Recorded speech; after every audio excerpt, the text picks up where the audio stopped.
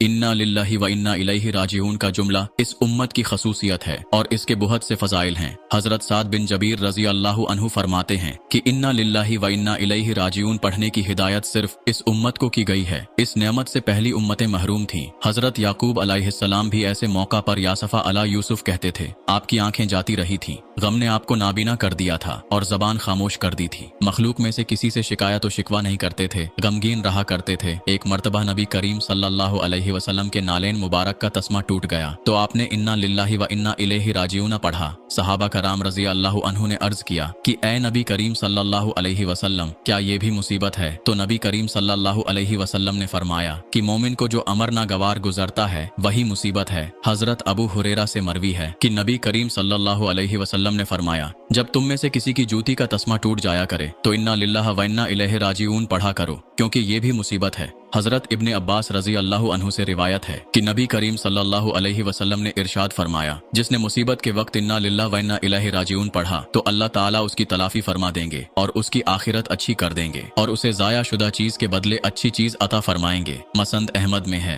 हजरत उम्मे सलमा रजी अल्लाहु अन्हा फरमाती हैं, मेरे खावंद अबू सलमा एक रोज मेरे पास नबी करीम सल्लल्लाहु अलैहि वसल्लम की खिदमत से होकर आए और खुशी खुशी फरमाने लगे, आज तो मैंने ऐसी हदीस सुनी है कि मैं बहुत खुश हुआ हूँ। वो हदीस ये है कि जिस किसी मुसलमान को कोई तकलीफ पहुंचे और वो कहे अल्लाहुम्मा अजरनी फी मुसीबत या वखलफु फी खैरा मिन्हा, यानी खुदाया मुझे इस मुसीबत में अजर दे और मुझे इससे बेहतर बदला अता फरमा, तो अल्लाह ताला उसे अजर और बदला जरूर देता है। हजरत उम्मे सलमा रजी अल्लाहु अन्हा फरमाती हैं कि मैंने इस दुआ को याद कर लिया और जब हजरत अबू सलमा का इंतकाल हुआ तो मैंने इन्ना लिल्लाहि व इन्ना इलैहि राजिऊन भी पढ़ ली। लेकिन मुझे ख्याल आया कि भला अबू सलमा से बेहतर शख्स मुझे कौन मिल सकता है। जब मेरी इद्दत गुजर चुकी तो मैं एक रोज एक खाल को दबागत दे रही थी तो नबी करीम सल्लल्लाहु अलैहि वसल्लम तशरीफ लाए और अंदर आने की इजाजत तलब की। मैंने अपने हाथ धो डाले और खाल रख दी और नबी करीम सल्लल्लाहु अलैहि वसल्लम से अंदर तशरीफ लाने की दरखास्त की। फिर आप सल्लल्लाहु अलैहि वसल्लम ने मुझसे निकाह करने की ख्वाहिश जाहिर की तो मैंने कहा कि ए नबी करीम सल्लल्लाहु अलैहि वसल्लम, ये तो मेरी खुश किस्मती की बात है, लेकिन अव्वल तो मैं बड़ी बागैरत औरत हूँ, ऐसा न हो कि कोई बात मुझसे सरजद हो जाए और खुदा के यहाँ अजाब हो, और दूसरा ये कि मैं उम्र रसीदा हूँ,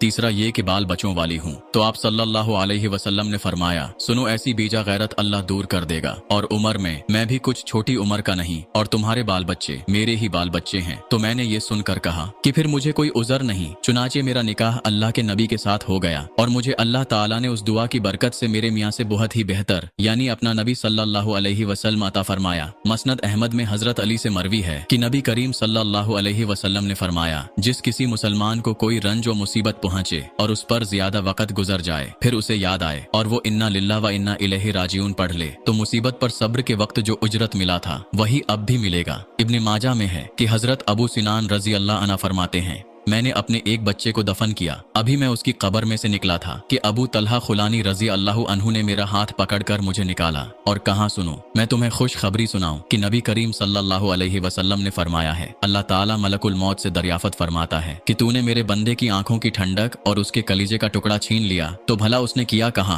वो कहते हैं, खुदाया तेरी तारीफ की और इन्ना लिल्लाहि व इन्ना इलैहि राजिऊन पढ़ा तो अल्लाह ताला फरमाता है कि इसके लिए जन्नत में एक घर बनाओ और इसका नाम बैतुल अहमद रखो।